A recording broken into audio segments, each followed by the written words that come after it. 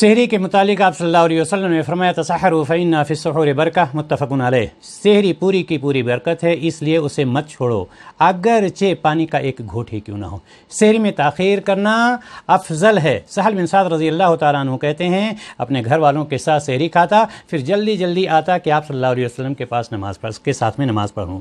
رات کو نیت کر لی لیکن سحری نہیں کھا پائے تو روزے پر آپ کے کوئی اثر نہیں پڑتا ہے، آپ کا روزہ صحیح ہے۔ اور اگر غسل بھی واجب ہے تو آپ پہلے سحری کھا لیں، اس کے بعد غسل کر لیں، کوئی آپ کے روزے پر اثر نہیں پڑتا ہے۔ لہٰذا سحری کھانا افضل ہے اور اس میں پوری کی پوری برکت ہے۔ السلام علیکم ورحمۃ اللہ وبرکاتہ۔